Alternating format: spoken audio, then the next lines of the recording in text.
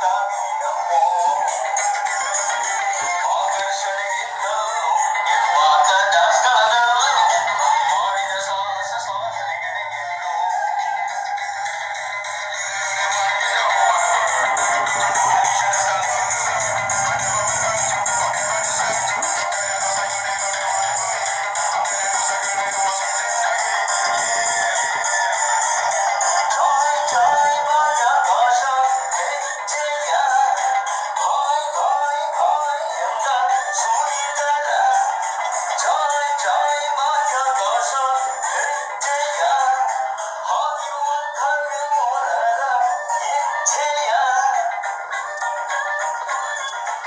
To your TV Kannada. 9 ತಿಂಗಳಿಗೂ ಹೆಚ್ಚು ಕಾಲ ಬಾಹ್ಯಾಕಾಶದಲ್ಲಿ ಅದ್ಭುತ ಸಾಹಸವನ್ನ ಮುಗಿಸಿ ಗಗನಯಾತ್ರಿ ಸುನಿತಾ ವಿಲಿಯಮ್ಸ್ ಇದೀಗ ಭೂಮಿಗೆ ವಾಪಸ್ಸಾಗಿದ್ದಾರೆ. ನಾಸಾ ಗಗನಯಾತ್ರಿಗಳಾದ ಸುನಿತಾ ವಿಲಿಯಮ್ಸ್, ಬುಚ್ ವಿಲ್ಲೋರ್, ಮತ್ತೊಬ್ಬ ಅಮೆರಿಕನ್ ಗಗನಯಾತ್ರಿ ನಿಕ್ ಹೆಗ್ ಮತ್ತು ರಷ್ಯಾದ ಗಗನಯಾತ್ರಿ ಅಲೆಕ್ಸಾಂಡರ್ ಗುರ್ಬುನೋವ್ ಅವರು ಬಾಹ್ಯಾಕಾಶದಲ್ಲಿ ಇದುವರೆಗೂ ಮಾಡಿದ ಪ್ರಯಾಣ ಸಣ್ಣ ಪ್ರಮಾಣದಲ್ಲ. ಪ್ಲಾನ್ನಂತೆ ಕೇವಲ 8 ದಿನಗಳ ಕಾಲ ಅಂತರಿಕ್ಷದಲ್ಲಿ ಇರುವ ಯೋಚನೆ ಮಾಡಿದ ಇವರು ಆದರೆ ತಾಂತ್ರಿಕ ಸಮಸ್ಯೆಯಿಂದ 9 ತಿಂಗಳು ಅಂತರಿಕ್ಷದಲ್ಲೇ ಇದ್ದರು. ಈಗ ಸುನಿತಾ ವಿಲಿಯಮ್ಸ್, ವಿಲ್ಲೋರ್ ಮತ್ತು ಕ್ರೂ 9 ಕಾರ್ಯಾಚರಣೆಯಲ್ಲಿ ಇನ್ನಿಬ್ಬರು ಸದಸ್ಯರು ಸ್ಪೇಸ್ ಎಕ್ಸ್ ಡ್ರ್ಯಾಗನ್ ಬಾಹ್ಯಾಕಾಶ ನೌಕೆಯಲ್ಲಿ ಬಾಹ್ಯಾಕಾಶದಿಂದ ಭೂಮಿಗೆ ವಾಪಸ್ ಬಂದಿದ್ದಾರೆ. ಹೌದು, ಬರೋಬ್ಬರಿ 9 ತಿಂಗಳ ಕಾಲ ಅಂತಾರಾಷ್ಟ್ರೀಯ ಬಾಹ್ಯಾಕಾಶ ನಿಲ್ದಾಣದಲ್ಲಿ ಸಿಲುಕಿಕೊಂಡಿದ್ದ ಭಾರತೀಯ ಮೊದಲ ಗಗನಯಾತ್ರಿ ಸುನಿತಾ ವಿಲಿಯಮ್ಸ್ ಮತ್ತು ಬುಚ್ ವಿಲ್ಮೋರ್ನು ಅತ್ಯಂತ ಸುರಕ್ಷಿತವಾಗಿ ಭೂಮಿಗೆ ಕರೆತರಲಾಗಿದೆ.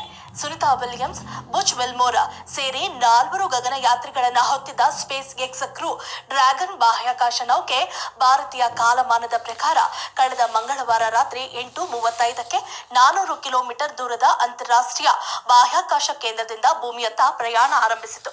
ನಿರಂತರ 17 ಗಂಟೆಗಳ ಪ್ರಯಾಣದ ಬಳಿಕ ಭಾರತೀಯ ಕಾಲಮಾನದ ಪ್ರಕಾರ ಸರಿಯಾಗಿ ಅಂದ್ರೆ ಇಂದು ನಸುಕಿನ ಜಾವ 3:27 ಸಮಯಕ್ಕೆ ಅಮೆರಿಕದ ಫ್ಲೋರಿಡಾ ಸಾಗರದಲ್ಲಿ ಲ್ಯಾಂಡ್ ಆಗಿದೆ. ಸುನಿತಾ ವಿಲಿಯಮ್ಸ್ ಹಾಗೂ ಟೀಮ್ ಭೂಮಿಗೆ ಬರುತ್ತಿರುವ ವಿಡಿಯೋವೊಂದು ಸದ್ಯಕ್ಕೆ ಸೋಷಿಯಲ್ ಮೀಡಿಯಾದಲ್ಲಿ ಹರಿದಾಡುತ್ತಿದ್ದು, ಇಷ್ಟೊಂದು ಕಠಿಣ ದಿನಗಳನ್ನ ಬಾಹ್ಯಾಕಾಶದಲ್ಲಿ ಕಳೆದರೂ ಕೂಡ ನಗುಮುಖದಿಂದ ಸುನಿತಾ ವಿಲಿಯಮ್ಸ್ ಭಾರತೀಯರಿಗೆ ದರ್ಶನ ಮಾಡಿದ್ದಾರೆ. ಇವರ ಸಾಹಸಕ್ಕೆ ಎಷ್ಟು ಮೆಚ್ಚುಗೆ ನೀಡಿದ್ರು ಕೂಡ ಇದು ಕಡಿಮೆನೆ.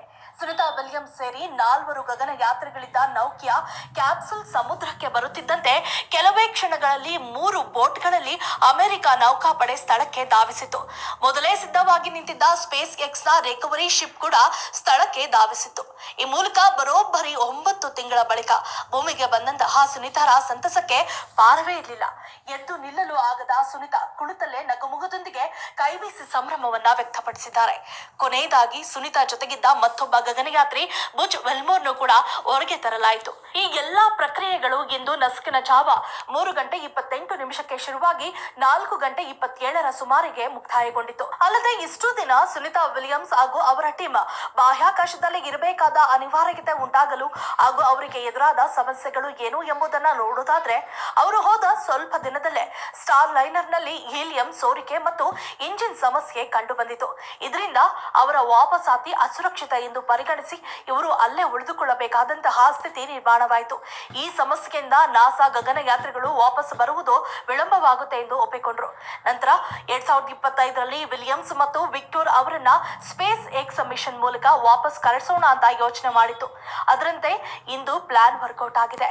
ಇನ್ನು ಬರೋಬ್ಬರಿ 284 ದಿನಗಳ ಬಳಿಕ ಭೂಮಿಗೆ ಬಂದಿರುವ ಸುನಿತಾ ವಿಲಿಯಮ್ಸ್ ಅನೇಕ ಆರೋಗ್ಯ ಸಂಬಂಧಿತ ಸಮಸ್ಯೆಗಳನ್ನ ಎದುರಿಸಬಹುದು ಎಂದು ಅಂದಾಜಿಸಲಾಗ್ತಿದೆ. ಯಾಕಂದ್ರೆ ಬಾಹ್ಯಾಕಾಶದಲ್ಲಿ ಶೂನ್ಯ ಗುರುತ್ವಾಕರ್ಷಣೆ ಮತ್ತು ಹೆಚ್ಚಿನ ವಿಕಿರಣಗಳು ಇರೋದ್ರಿಂದ ಇದು ದೇಹದ ಮೇಲೆ ಪರಿಣಾಮ ಬೀರಬಹುದು. ಹಾಗಾಗಿ ದೀರ್ಘಕಾಲದವರೆಗೆ ಬಾಹ್ಯಾಕಾಶದಲ್ಲಿ ಇದ್ದ ಸುನಿತಾ ವಿಲಿಯಮ್ಸ್ ಹಾಗೂ ಅವರ ಟೀಮ್ ಮೂಳೆಗಳ ದೌರ್ಬಲ್ಯ, ದೃಷ್ಟಿಯ ಮೇಲೆ ಪರಿಣಾಮ, ರೋಗ ನಿರೋಧಕ ಶಕ್ತಿ ಕಡಿಮೆ ಮತ್ತು ದೇಹದ ಸಮತೋಲನ ನಷ್ಟದಂತಹ ಸಮಸ್ಯೆಗಳನ್ನ ಎದುರಿಸಬಹುದು ಎಂದು ಹೇಳಲಾಗ್ತಿದೆ. ಹಾಗಾಗಿ 4 ಗಗನಯಾತ್ರಿಗಳನ್ನ ಅವರು ಧರಿಸಿದ್ದ ವಿಶೇಷ ಸ್ಪೇಸ್ ಸೂಟ್ ನಲ್ಲೇ ಹೆಲಿಕಾಪ್ಟರ್ ಮೂಲಕ ನಾಸಾ ಆಸ್ಪತ್ರೆಗೆ ಕರೆದೊಯ್ಯಲಾಗಿದೆ. ಇಷ್ಟು ದಿನ ಬಾಹ್ಯಾಕಾಶದಲ್ಲಿ ಇದ್ದ ಕಾರಣ ಇಲ್ಲಿನ ವಾತಾವರಣಕ್ಕೆ ಈ ಗಗನಯಾತ್ರಿಗಳು ಹೊಂದಿಕೊಳ್ಳಬೇಕಾಗಿದೆ. ಇವರ ಆರೋಗ್ಯ ಸ್ಥಿತಿ ಸ್ಪಂದಿಸಬೇಕಾಗಿದೆ. ಹೀಗಾಗಿ ಆಸ್ಪತ್ರೆಗೆ ದಾಖಲಿಸಿ ಅಗತ್ಯ ಚಿಕಿತ್ಸೆಯನ್ನ ನೀಡಲಾಗ್ತಿದೆ. ಈ ಮೂಲಕ ಸಮಗ್ರವಾಗಿ ತಪಾಸಣೆಗೆ ಒಳಪಡಿಸಬೇಕಾಗಿದೆ ಎಂಬ ಮಾಹಿತಿ ಕೂಡ ಬಂದಿದೆ. ಒಟ್ಟಾರೆ ನಾಸಾ ಮತ್ತು ಸ್ಪೇಸ್ ಎಕ್ಸ್ ಜಂಟಿ ಪ್ರಯತ್ನದ ಮೂಲಕ ವಾಪಸ್ ಕರೆತರುವ ಕಾರ್ಯಾಚರಣೆ ಇದಾಗಿದೆ ಎಂದು ನಾಸಾ ತಿಳಿಸಿದೆ.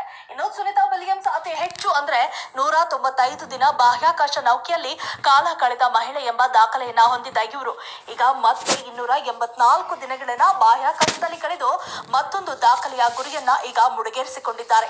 ಈ ಮೂಲಕ ಭಾರತೀಯ ಮೂಲದ ಗಗನಯಾತ್ರಿ ಸುನಿತಾ ವಿಲಿಯಮ್ಸ್ ವಿಪತ್ತನ್ನ ಅವಕಾಶವನ್ನಾಗಿ ಪರಿವರ್ತಿಸುವ ಮೂಲಕ ಇತಿಹಾಸವನ್ನ ನಿರ್ಮಿಸಿದ್ದಾರೆ ಎನ್ನಬಹುದು.